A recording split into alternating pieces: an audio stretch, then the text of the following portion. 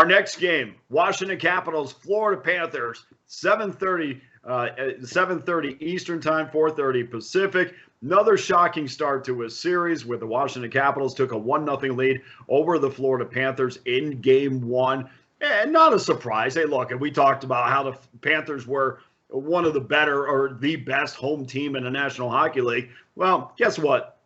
Capitals are the best road team in the NHL in addition to that. So that's how it played out. I mean, Washington got the win. We thought, I thought, and people I talked to, that Florida came out a little bit nervous, and you're going to do that as a top team in the NHL. We've seen that time and time again. Let's take a look at the number. The bookmakers think this is Florida's game again. Huge favorite, minus 250, bet up from minus 240. I hope not too many of you have minus 250 or 40 on your ticket, but I suspect that's a lot of parlay action. 6.5 over, minus 30. That's holding steady.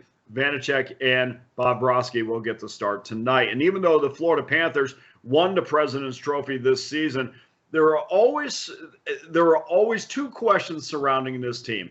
A, by winning the President's Trophy, are you going to buck the trend of the top team in the NHL playing well in the postseason?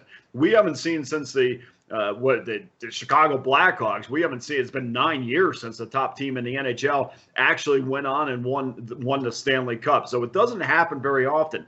The other question is, how well is Sergei Bobrovsky going to play in the postseason? We know about his postseason mark, including his loss in Game 1. He was 13-24 now in the postseason after Game 1.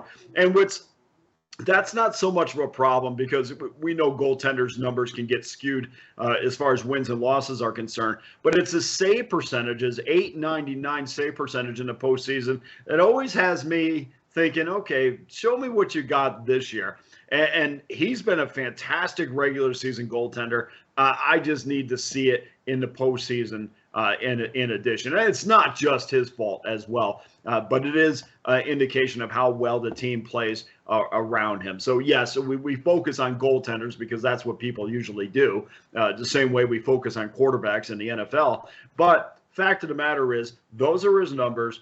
Teams have not fared well with him in net, not because of him, but I need to see more. I'm not ready to bury Bobrovsky for sure, but I don't really want the public to overreact either to his postseason numbers. This is a different Panthers team.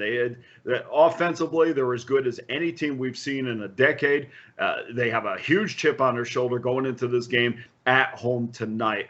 I don't think you're going to have to worry about Bobrovsky not playing well, and I don't think you're having to worry about the Florida Panthers not playing well. This team is the real deal. They're going to come out with guns and blazing, and the Capitals, to me, should feel very fortunate to have stolen one from a Florida team that probably will amp up the intensity level tonight. Also, sprinkle in the fact that Tom Wilson is a game-time decision. Yeah, I know what that means. He'll play, but whether or not he's 100% or not is going to affect the Capitals' depth scoring. So let's take a look at our official selection on the game tonight.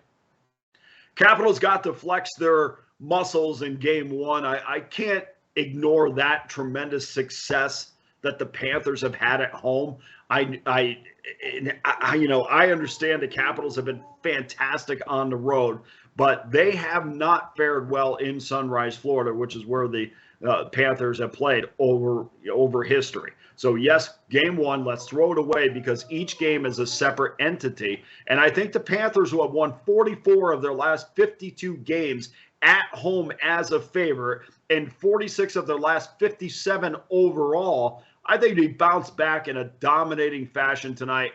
Panthers minus 1.5, even money. Let's cash that ticket.